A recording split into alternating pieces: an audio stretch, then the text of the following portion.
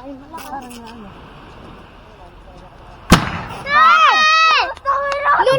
kanina yun! Ang lakas! Yun na nga mga bishi. Ngayon naghahanap kami ng mga lata. Yung lata ng today's, yung malaki. Dahil December na nga, magde-December na, magpapaskot bagong taon, nauuso na naman mga bishi yung bumbum. Bumbum ang tawag nun dito sa amin, yung mga pumuputok. Ang alam ko sa ibang lugar, tinatawag yung buga.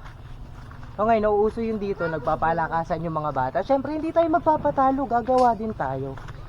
At yung sa atin, yung pinakamalakas syempre. Gagawa na din tayo, huwag tayo magpapatalo. Kaya naghahanap kami ng lata na malalaki, gagawa kami. Ngayon, samahan nyo kami mga bishi sa journey ng paghahanap namin ng lata. Di ba, ang layo ng narating namin, paghahanap lang ng lata. Tapos yung mga kasama ko, ang tatanda na, oh. Ito yung kasama ko. Hindi na talaga appropriate yung edad ko sa mga kasama ko, mga bishi talaga. Napapansin ko, patagal ng patagal, pabata ng pabata yung kasama ko.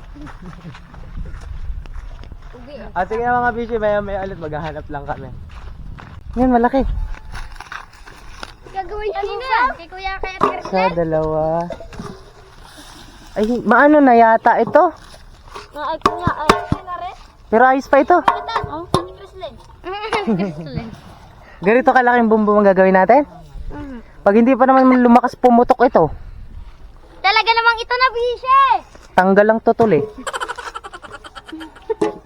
Ito na bishe. Update mga bishi, pauwi na kami. Nakakuha na kami ng sapat na lata para makabuo ng isang bumbum o isang buga. Pagbalik namin sa bahay mga bishi, simulan na namin gawin, tapos bibidyo din namin para may pakita sa inyo yung process ng paggawa at saka yung finished product natin. Testingin natin syempre kung malakas. Pag hindi malakas, cancel ang vlog. Ikaw mga bishi, update ko kayo kapag nasa bahay na kami. Bye-bye! Ay mga bishi, nagsisimula na kaming gawin yung bumbum o yung buga. So ngayon ang unang process, tatanggalin lahat ito. Ayan. Tatanggalin ito mga bishi. Ito, tsaka ito, tatanggalin namin. Matitira lang itong pinaka-base niya. Itong pinaka-katawan. Okay lang mga bishi kahit ganitong makalawang kasi babalutan naman namin siya ng ng packing tape. Packaging tape pala. Ito. A few moments later. Hinipang ko na talaga. Yan, damihan nyo ng kayat. Pag-ari hindi pa pumutok. Okay. Okay. Napaputok nga. Isa ba?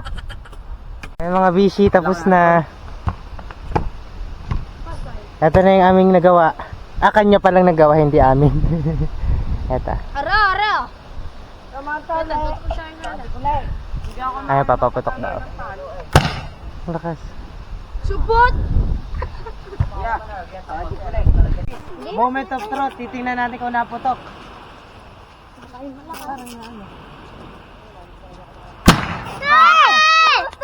Lunod na kanina yun!